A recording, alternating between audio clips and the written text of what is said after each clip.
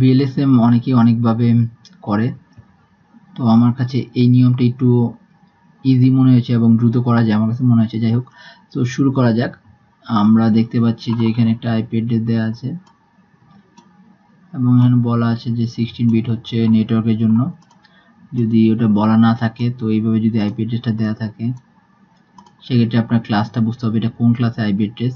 তো আমরা 172 আমরা বুঝতে পারছি, তাহলে এটা ক্লাস বি এর আইপি অ্যাড্রেস, তার মানে যে প্রথম 16 বিট হচ্ছে নেটওয়ার্কের জন্য, পরে 16 হোস্টের জন্য।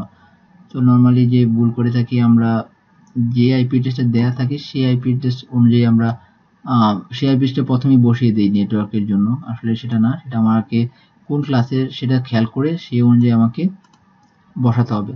সো যেহেতু এটা প্রথম 16 বিট হচ্ছে নেটওয়ার্কের জন্য আর পরে হোস্টের জন্য, তো এখানে চেঞ্জ হবে। সো আপনার আমি বলে তাহলে এটা নেটওয়ার্ক অ্যাড্রেসটা কী হবে বলেন, সেটা নেটওয়ার্ক অ্যাড্রেস হবে 172.16.0.0। সো এই যে সেটা প্রথম নেটওয়ার্ক অ্যাড্রেস স্টার্ট হবে 72.16.0.0, যেহেতু এটা ক্লাস বি এর আইপি অ্যাড্রেস, অথবা এখানে যে /64 বলে দেওয়া আছে।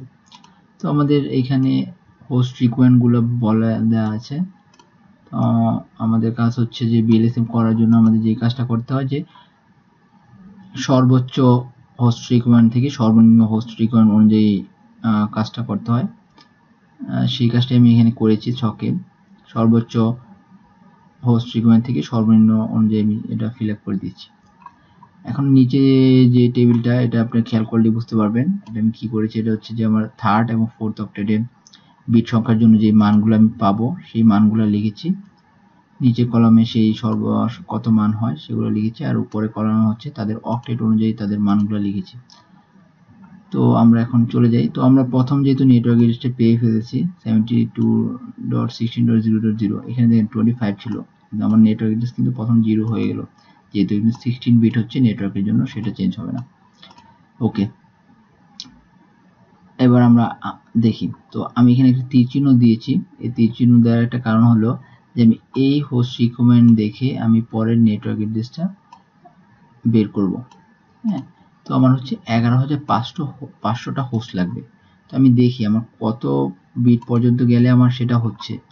256 পর্যন্ত হচ্ছে না আমার দেখা যাচ্ছে 2 to the power 14 হলে এইখানে আসলে আমার যে হোস্ট রিকোয়ারমেন্টটা সেটা হয়ে যাচ্ছে।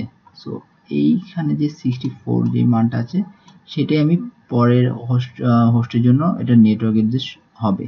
তো যে এই যে থার্ড অক্টেটে যেহেতু এটা মানটা থার্ড অক্টেটে, তো থার্ড অক্টেটে 64 বসিয়ে দিয়েছি। তো পরেরটা দেখলে একটু ক্লিয়ার হবে যে 1200। হ্যাঁ, 1200-র জন্য আমি দেখি এটাও থার্ড অক্টেট পর্যন্ত আসতে হচ্ছে। তো এটা হচ্ছে এই 2048 এই পজিশনের জন্য আমি এই হোস্ট রিকোয়ারমেন্টটা ফুলফিল হচ্ছে। সো তার মানে থার্ড অক্টেটে যে মানটা ছিল 64, তার সাথে জাস্ট 8 অ্যাড হবে 72। হ্যাঁ, তারপর যে 600 খেয়াল করেন, 600 থার্ড অক্টেটে চলে আসতে হচ্ছে। 600-র জন্য আমার পজিশন আসতে হচ্ছে এটা 4 অ্যাড করে দিয়েছি 76। হ্যাঁ, তো এবার একটু ক্লিয়ার হবে। দেখেন 18 জন্য আমার লাগতেছে 16 হচ্ছে না, 32 হয়ে যাচ্ছে। এখানে দেখেন আমার ফোর্থ অক্টেটেই কাজটা হয়ে যাচ্ছে হোস্ট রিকোয়ারমেন্টটা। তার মানে কি ফোর্থ অক্টেটের মানটা জাস্ট চেঞ্জ হবে নেটওয়ার্ক অ্যাড্রেসের জন্য। এই দেখেন আমি ফোর্থ অক্টেটের মানটা চেঞ্জ করে দিয়েছি, এখানে 0 ছিল, এখান থেকে কি হয়েছে 76 ছিল, জাস্ট 32 হয়ে গেছে। 2 এর এখন দেখেন 2 এর জন্য হচ্ছে যে fourth to the power n - 2, তো so to the power n 4 লাগবে। তো 32 এর সাথে 4 অ্যাড করেছি 36, যেহেতু 4 থাকতে সব হয়ে যাচ্ছে। সো 4 থাকতে আমরা কাজগুলো করব, এই যে 40। তো আশা করি আপনার নেটওয়ার্ক অ্যাড্রেসটা কিভাবে বের করবো সেটা বুঝে গেছেন। যদি না বুঝে থাকেন তাহলে একটু খেয়াল করেন, আপনি এই টেবিল অনুযায়ী একটু খেয়াল করেন যে আমি কিভাবে মানটা বের করেছি, তাহলে আপনার একদম ক্লিয়ার হয়ে যাবে। একটু খেয়াল করলেই ক্লিয়ার হয়ে যাবে। আর এই স্ল্যাশ মানগুলো দেখেন, আমি স্ল্যাশ মান হচ্ছে বিট, কত বিট লাগে আসলে এই হোস্ট রিকোয়ারমেন্টের জন্য।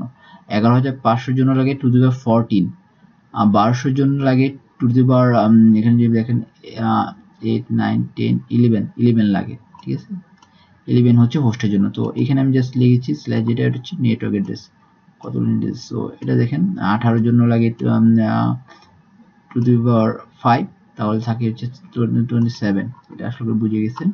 আর যেহেতু যে দুইটা হোস্টের জন্য কত লাগে, দুইটা বিট হলে 2 মানে কত 4, ঠিক আছে না, দুইটা, এই তো 30, ঠিক আছে 30, বাকি থেকে 30 নেটওয়ার্কের জন্য, ঠিক আছে। এখন দেখেন আমরা ব্রডকাস্ট এড্রেসে চলে যাই। ব্রডকাস্টে আমি জাস্ট আপনার এখন আর কোনো মানে চিন্তা করতে হবে না ব্রডকাস্টের জন্য, জাস্ট পরে নেটওয়ার্ক অ্যাড্রেসের আগের অ্যাড্রেসটা হবে ব্রডকাস্ট অ্যাড্রেস। সো এটা আমি আর না বলি, এটা আপনাদের দেখেন 64.4.0 এর আগের যে অ্যাড্রেসটা সেটা হচ্ছে 63.255 সেটাই লিখে দিচ্ছি। প্রতিটার জন্য এরকম, যেমন এখানে দেখুন 35, হ্যাঁ, তাহলে এটা আগের ব্রডকাস্ট অ্যাড্রেস 35 হবে, হ্যাঁ 36 এর 35 হবে। এখন দেখেন এটা আপনি কিভাবে বুঝবেন যে এটা 43 হবে, এটা আপনার এইখান থেকে যে 2 এর জন্য 4 আমার লাগে নেটওয়ার্ক যেতে, তো এটা 60 পরে নেটওয়ার্ক অ্যাড্রেসটা কত হবে বুঝতেই পারছেন, .4.4 44 হবে। সো এটার আগেটা 43 হবে ব্রডকাস্ট অ্যাড্রেস, আমরা ইজিলি বুঝে গেছি। তো আপনি যখন নেটওয়ার্ক অ্যাড্রেস আর ব্রডকাস্ট অ্যাড্রেস পেয়ে গেছেন, তো এর মাঝামাঝি যা আছে তাই তো সেই রেঞ্জটাই তো হচ্ছে যে আমাদের হোস্টের জন্য আইপি অ্যাড্রেসগুলো। তো এই রেঞ্জ থেকে আপনি আপনার যে পিসিগুলো লাগবে সেইখানে আপনি এই রেঞ্জ থেকেই তো আপনার আইপি অ্যাড্রেসগুলো আপনি নিয়ে কাজে লাগাতে পারবেন। সো রেঞ্জটা আপনি জাস্ট এই যে 0.1 থেকে শুরু করে এই যে এই ব্রডকাস্টের আগ পর্যন্ত যে মানগুলো আছে সবগুলো হচ্ছে আমার হোস্টের জন্য আইপি অ্যাড্রেস। তো এই আইপি অ্যাড্রেস বেরগুলো, এখন আমরা যেটা মেন যাব সাবনেট মাস্ক। আমি একটু দ্রুত ট্রাই করতেছি, কারণ আমার মনে হয় যে আপনারা একটু যদি ট্রাই করেন, একটু খেয়াল করেন, তাহলে আপনি ক্লিয়ার হয়ে যাবেন। আসলে এটা একটু প্র্যাকটিস না করলেই জিনিসটা ইজি, বাট প্র্যাকটিস না করলে আমাদের ভুল হয়ে যায়। তো দেখেন আমি সাবনেট মাস্কটা একটু অনেকে ভুল করে, তো সাবনেট মাস্কটা একটু খেয়াল করেন। আমরা যে পজিশনটা প্রথমটার জন্য কোথায় যেতে হচ্ছে, যে 11,500 জন্য আমার কোথায় চলে যেতে হচ্ছে, যে এই পজিশনে আমি চলে গেছিলাম। তো এটার জন্য যে সাবনেট মাস্টার থার্ড অক্টেট, তো থার্ড অক্টেটে যেহেতু হবে এই 64 আর 128, এই মানটা যোগ করলে যে মানটা হবে সেটাই আমার সাবনেট মাস্ক হবে। তো প্রথম দুটো নেটওয়ার্কের জন্য 255 হবে, তাহলে 64 এর সাথে 128 যোগ করে দিয়েছি 192, যেহেতু ফোর্থ অক্টেটের কোনো কাজ নেই, 0। তারপর দেখেন এরা এখানে কিন্তু এটা থেকে পরে এটার মানের কোনো মানে অনেকে ভাবে কি এটা থেকে মনে হয় এটার সাথে কিছু অ্যাড হয়েছে, যোগ হয়েছে, আসলে সেটা নয়। আমরা জাস্ট এইখানে হোস্ট রিকোয়ারমেন্টের পজিশন অনুযায়ী দেখব এবং সেই অনুযায়ী এখানে সাবনেট মাস্কটা বের করব। তো পরটা দিন 1200 জন্য সরি আমাদের পজিশন হচ্ছে এইখানে 8। তো আমরা এখানে খেয়াল করি 255, তো এখানে কত বাদ হয়, 4 2 6 7 বাদ যায়, তো 255 7 গেলে 248, এই যে 248। তার মানে কি, এই যে এইগুলো সব আমি অ্যাড করেছি, এই যে এই মানগুলো সবগুলো অ্যাড করে দিয়েছি 0, হ্যাঁ। তারপরে 600 জন্য হচ্ছে এইখানে 4 3 বাদ যাবে, জাস্ট 3 255 থেকে 252। তাহলে দেখেন এবার দেন থার্ড অক্টেট 18, হ্যাঁ 18 জন্য হচ্ছে এই যে 32, তো 32 64 128, এটা ফোর্থ অক্টেট যেহেতু, তো ফোর্থ অক্টেটের মানটা চেঞ্জ হবে 255 সব, এটা এখন চেঞ্জ হবে না, যেহেতু এই থার্ড অক্টেট পর্যন্ত যেতেই পারছে না, এটা নেটওয়ার্কের জন্য চলে যাচ্ছে। তো এই 224, হ্যাঁ দেখেন 128 64 192 32 224। আচ্ছা ঠিক আছে, তাহলে আপনি এটা বলেন যে 2 এর জন্য কি হবে, হ্যাঁ 2 এর জন্য দেখেন এইখানে 4, আমি ইজিলি বুঝতে পারছি যে এখানে 3 বাদ যাবে জাস্ট 255 থেকে, এর মানে হচ্ছে 252 হবে।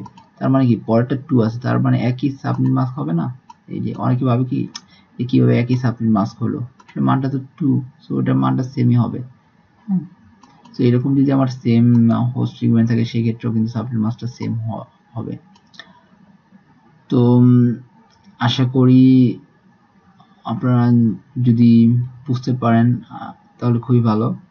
আমি জানি না কতটুকু আমি জাস্ট আমার মতো বোঝানোর ট্রাই করেছি, কারণ অনেকে অনেকভাবে করে, তো আমার মনে হচ্ছে এটাতে ভুল হওয়ার চান্স কম। সেই জন্য আপনারা যদি প্রথমে এরকম একটা নিচের টেবিলের মতো করে নেন, সেক্ষেত্রে আপনার কিন্তু খুবই তাড়াতাড়ি মানে যদি ক্যালকুলেটর ইউজ করতে না দিতে অনেকে অনেক হিসাব করতে সময় নিয়ে নেয়, প্র্যাকটিস না করলে সেক্ষেত্রে একটু সমস্যা হয়। সো আপনি যদি 2-একবার প্র্যাকটিস করেন সেক্ষেত্রে আপনার কিন্তু এই নিচে আর এইরকম খেয়াল করতে হবে, তারপর আপনি ইজিলি বুঝতে পারবেন। তো আশা করি বুঝতে পেরেছেন। সবাইকে ধন্যবাদ। কোনো যদি সমস্যা থাকে অথবা আমার যদি কোনো বুঝাতে কোনো ভুল বলে থাকি অবশ্যই আমাকে জানাবেন, বিকজ আমিও এখনো শিখতেছি। আমি যা বুঝেছি সেটাই আপনাদের বলার চেষ্টা করেছি। ধন্যবাদ সবাইকে।